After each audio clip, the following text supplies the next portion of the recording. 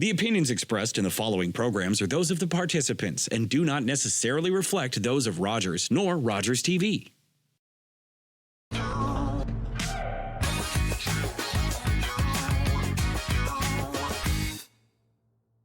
Hey, what's up, everybody? Welcome to the Players Corner with Karim Grant. I'm your host, Karim Grant.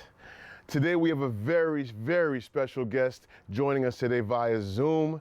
He is a two-time NCAA champion in long distance running, as well as a first-time Canadian Olympian. His name is Justyn Knight. Justyn, what's good, my brother? How you doing?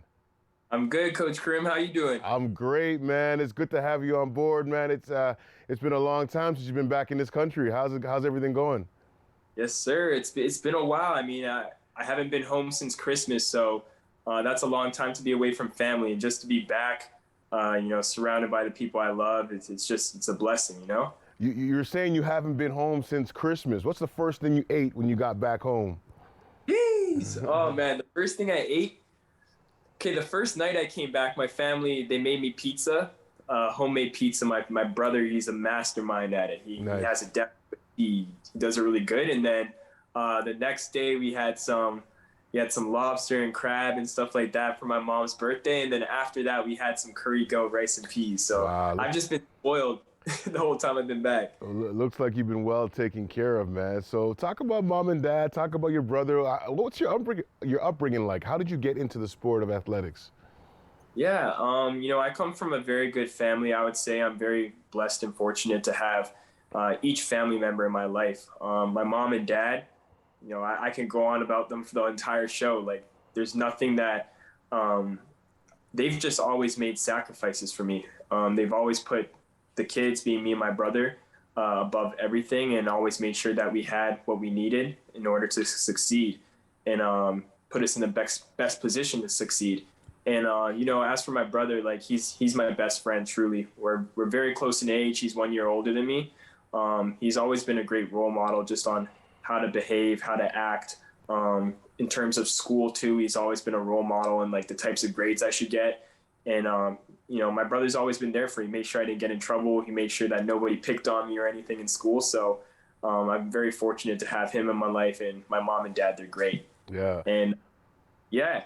Sorry. No, go ahead, man. Continue. I love to hear it. You guys like the Black Leave It to Beaver family. That's a bit old. That's an older show that you probably wouldn't recognize the reference. No, I don't. But it's like my dad when I grew up watching The Perfect Family, it was them I used to always envision, and then it was The Cosby Show. So I guess you guys like The Cosby Show. I appreciate that. I'll tell them that you said that. Sure.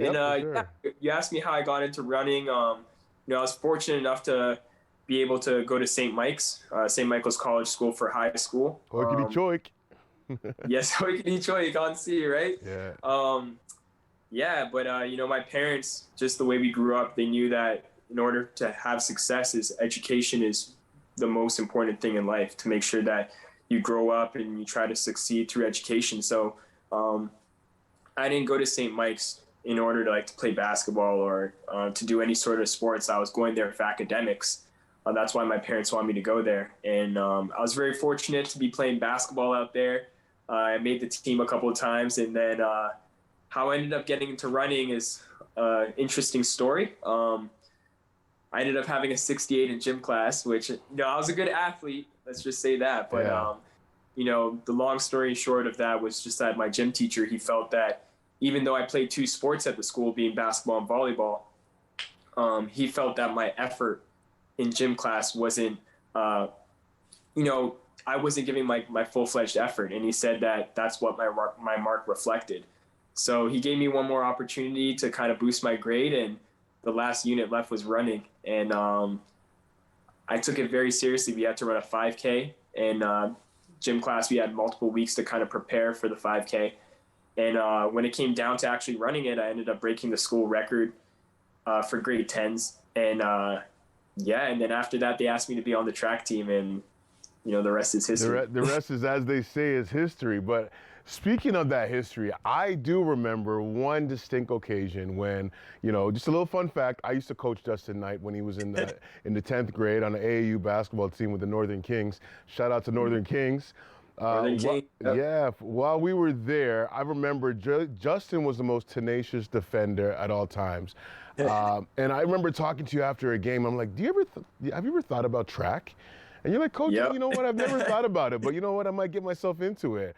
And I'd like to think that me and myself and Coach Barrow, who at the time was helping us out there, were able to kind of plant that seed into you. Were you playing multiple sports back in the day as well? Yeah, I mean, back then I was playing basketball and volleyball. I did track and field in elementary school, but it was one of those things where you just show up to miss school. You didn't really practice for it or anything. But yeah, I do remember that moment. And I think it's funny that you say that getting me involved into track, because I remember when I went to St. Mike's, a lot of the guys like Nelson, Godwin, even Kaon, they were asked to do track and field for sprints. And I remember the coaches at St. Mike's, they never asked me to do track and field because maybe I wasn't going to be a fast sprinter, but it's just funny how things turned out where I was even a better distance runner than I was a basketball player. So yeah. No, it's really incredible to see your transition from one sport to another, where you're able to go from one sport and being a really good player, but being an above average athlete in a sport that you've probably never tried. How does that even come to fruition? Like, what kind of training goes into that? I think at the end of the day, it comes down to having a little bit of talent to at least keep you in the sport, because nobody wants to start at ground zero at that age in their life and then try to work towards being a really competitive athlete. I did have a little bit of talent there, but that's, it only got me so far. I wasn't really winning races at that level when I just started. And the other thing of it, I think a lot of it's mental too, where I was fortunate enough to have a lot of great coaches in my life to show me that nothing worth having comes easy. And I knew that even though I was doing a new sport, my legs weren't accustomed to running the distances that I was running, that I had to keep persevering and keep trying to be better in order to be the type of person that I thought I could be. And to be quite frank with you, I remember even my basketball years, fun little story, not to boost myself up, but back when I used to play for St. David's, I was really good. I was 10 years old, but I was one of the top players, I would say. And I remember my mom, she'd always tell me hey, you got to be a little bit more humble, because if I scored on someone, I'd let them know, I wouldn't be I wasn't cocky, but you know how it is with basketball. But absolutely, I'd let them know that I scored on them. And my mom, she just tell me hey, you got to be a little bit more humble, because God gave you this talent, but He could easily take it away. Wow. And she's very in my smart. head, just go to the gym. Nobody's gonna take nothing away from me. Blah blah blah blah blah.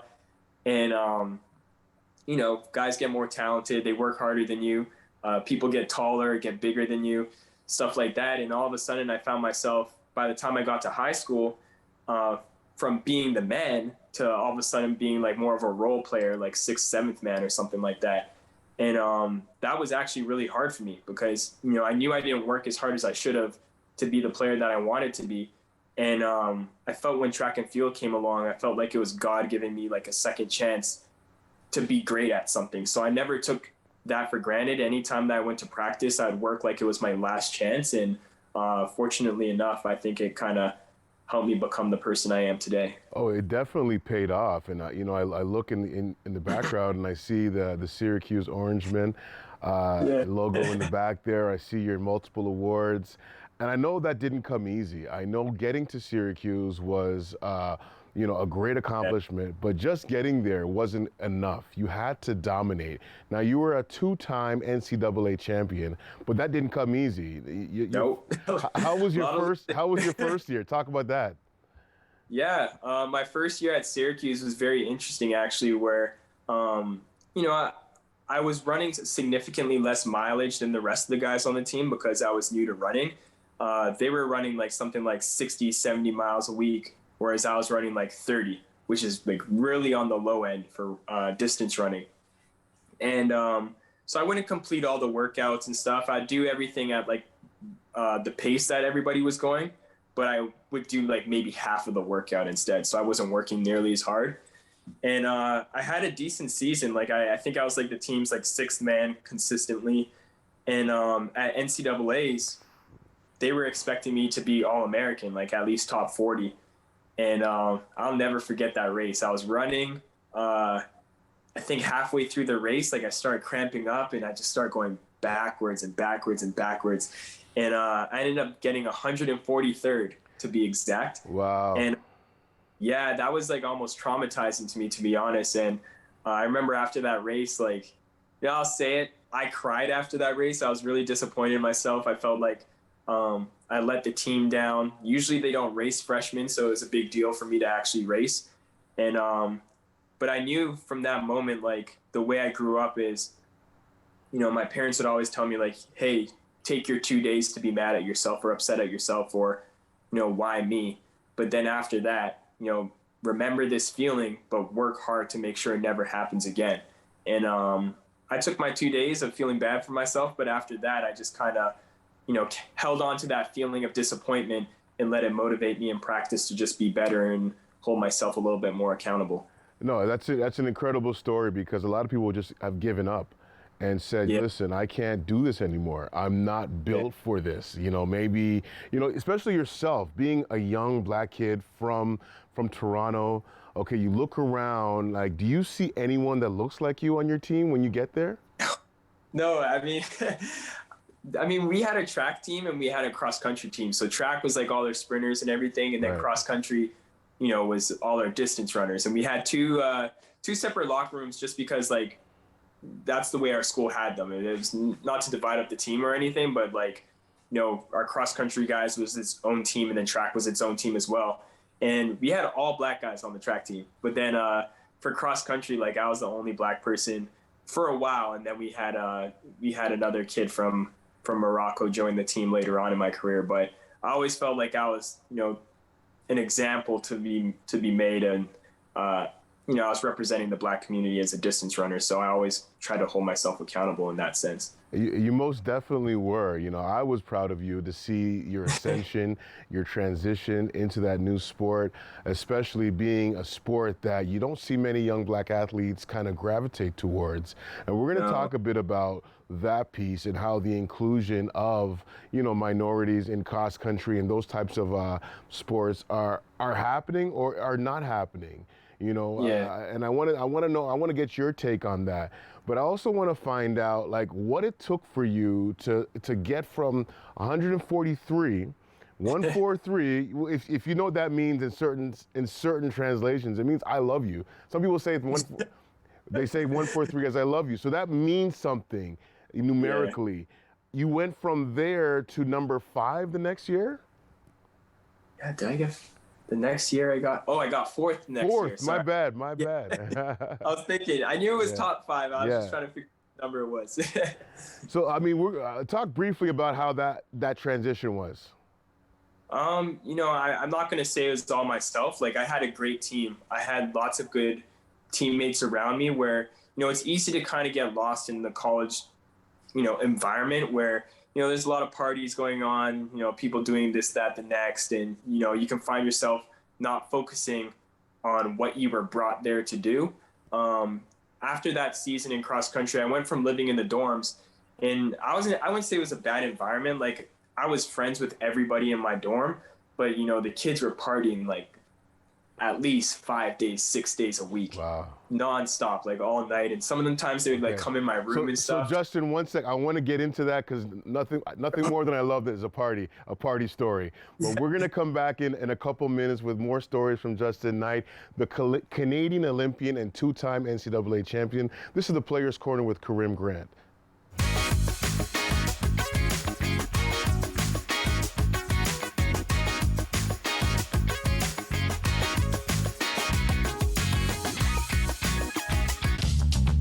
This program is brought to you by Ignite TV. Now you're in command. Visit Rogers.com for more details.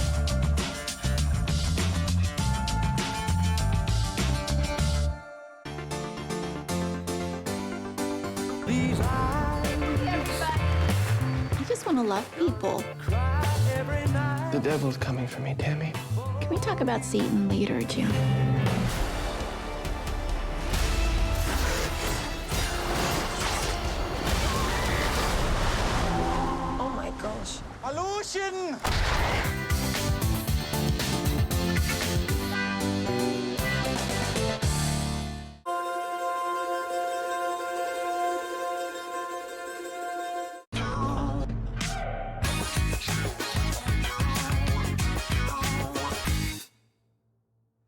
Hey, what's good, everybody, and welcome back to the Players Corner with Karim Grant. Today we have a special guest. It is Justyn Knight, the Canadian Olympian and two-time NCAA champion, and also a former athlete of mine. Justyn, welcome back. Yes, sir. So we're just talking about your transition from being from placing 143rd in your first meet at Syracuse University, and then figuring out that you had to make some changes. You know, I have a great saying that goes like this. It says, elevation requires separation. Speak to that a little bit.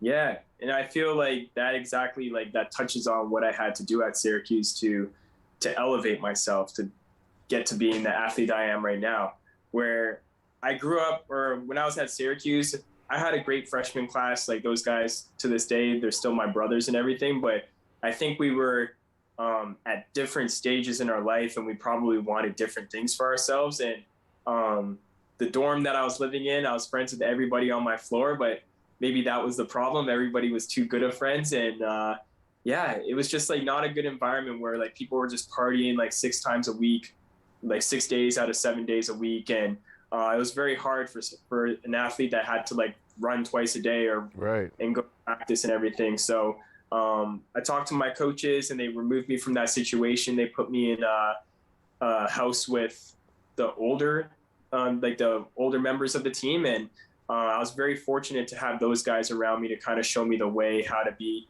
a responsible runner and like an athlete for Syracuse University, and how to have fun while still, you know, staying true to the goal at hand during the season. So I was very thankful for that. Right, that's an incredible story, because like you said, separation is the key to elevation sometimes, and from that year, you only went up from there. Yes, sir. So you were 4th the next year, then you came 2nd, and then you won the NCAA championship, then you won the indoor championship. Yeah. An incredible ascension just based on moving out of a party dorm. Yeah. Well, there's a lot of things that go into play. You know, I had the meal card too when I was a freshman. When you have an unlimited meal card, you know, you can go crazy with that. They had all sorts of stuff in the dining hall. And I think like I had to know that, you know, I'm here to be on a team. I'm here to be successful. Like, I'm not just coming to school to have fun, and I'm actually trying to achieve something. So once I kind of recognized that, I was able to make those appropriate changes, and from there, we just had a bunch of success. Right. That's incredible, because it's important to understand that there's a big difference between NCAA and, let's say, U Sports. Because when I went to school in Canada, we had a meal card, but I had 3 meals per day. That was it. And and they wouldn't carry over. You know what I mean? So I had to get those meals in. You had an unlimited amount of meals you can go and partake in. That's an incredible difference. And I'm sure it made that much of a difference in your training, your habits, and everything you did. Let's talk about you leaving Syracuse. You are probably the most storied runner in Syracuse history, I think. I think they should name a wing. They should name a wing after you, or an auditorium or something. Some part of the track should be named the Justyn Knight Lane or something. I'm just putting it out there. I love that. There. I hope the AD sees this. Good. I'm sure he will. Let's give it to him. So you leave Syracuse now. You're a graduate, and now you become a pro. How was that change for you? What changed for you the most? Yeah, I mean, that was a crazy change in my life too, where to be honest, it was completely different, and I didn't expect it to really go like that. I'm very fortunate. Like I'm sponsored by Reebok, and they've been more than generous with the stuff that they provide for me. But size 14, by the way, size 14. Just letting you know, okay? Oh, I got you. Oh, I don't know if you can see this, but look what I got here. These are Shaq's shoes. Wow. No, I probably can't get into these, but yeah, I might need those for Lake Ontario when I go for a boating ride or something. But other than that, I have no use for those. That's incredible. Wow, that's incredible. Yeah, I got you next time. Just remind me. I appreciate it, man. Get it back. No pressure, no pressure.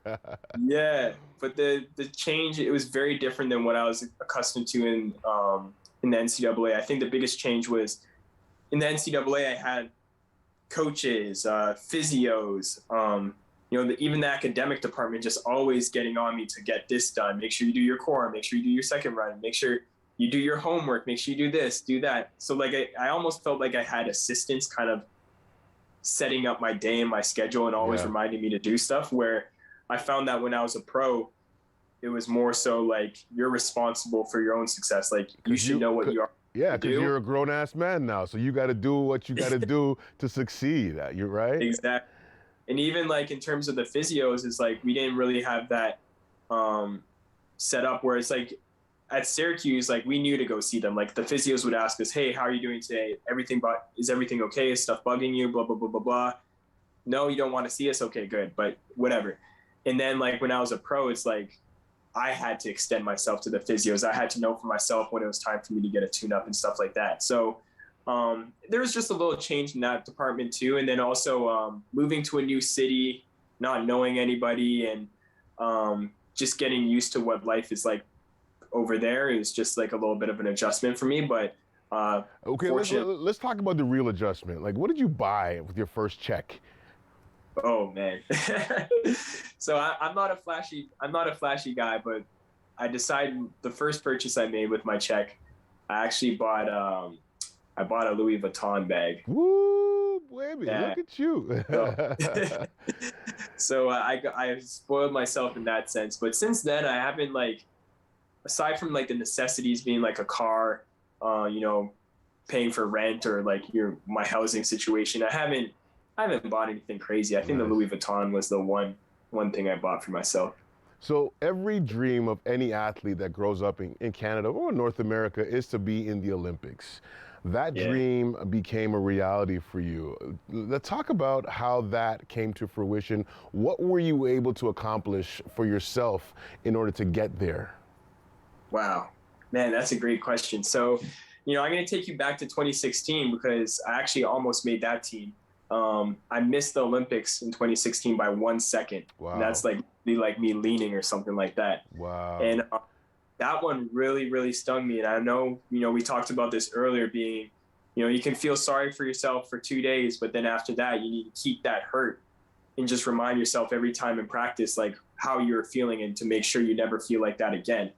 And that's what I did in 2016. Like I was trying to, in order to make the Olympic team, you have to run the Olympic standard, and then you also have to place top 3 at the Olympic trials.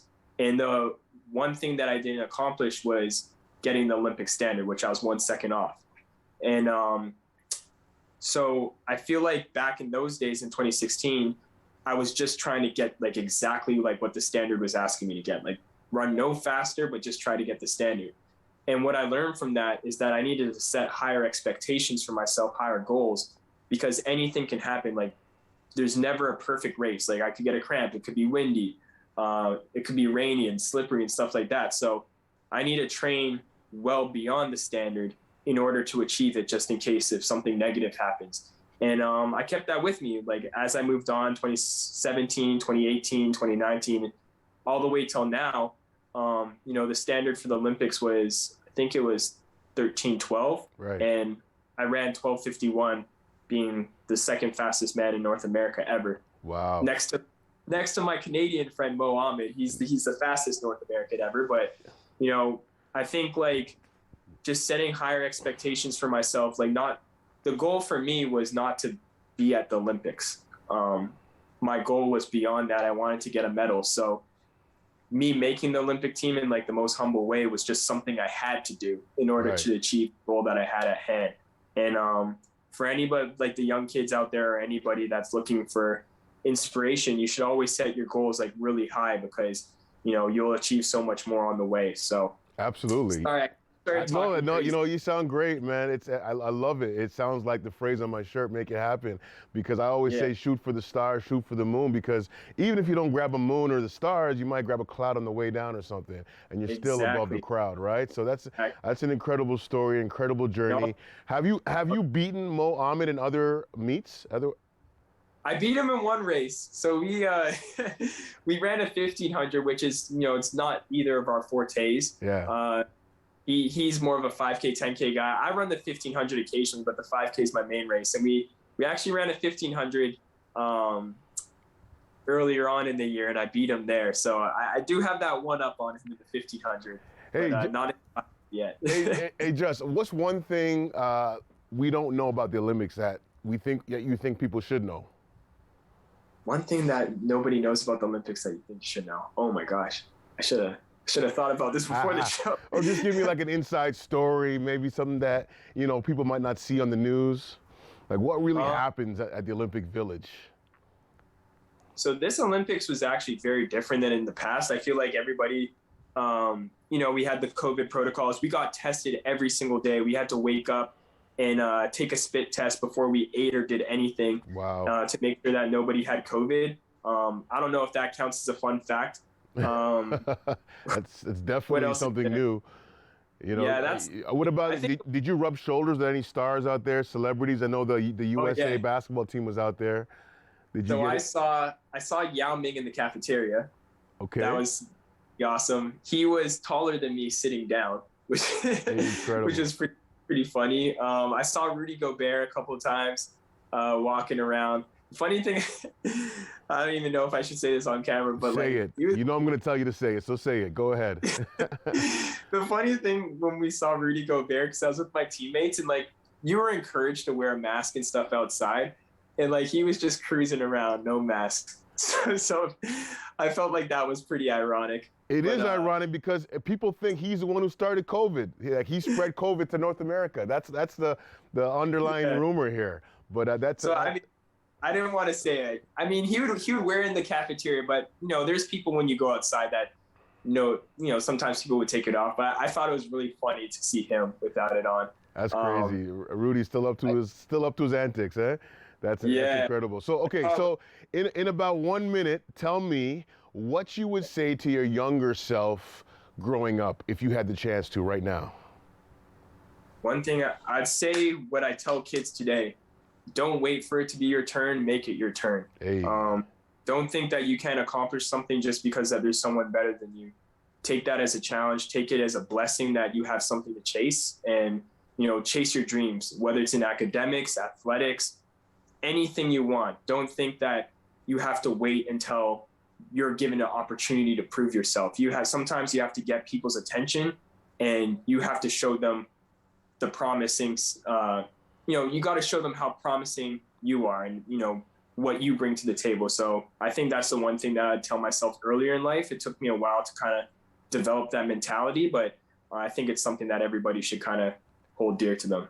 Justyn, you're an incredible young man. You're an articulate young man, and you're quite the athlete. You're someone who can transition from sport to sport and dominate. Is someone that I truly respect and admire. You are truly an upstanding young black athlete, and I wish you nothing but success.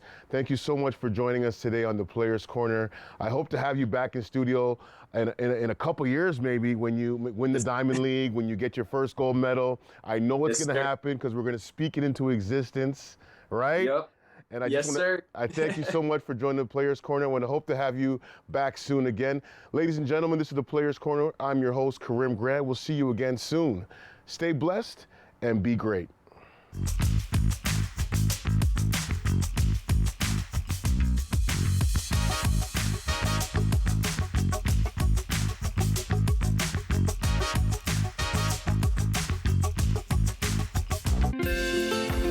Call the Rogers TV viewer response line, email us, or connect with us on social media.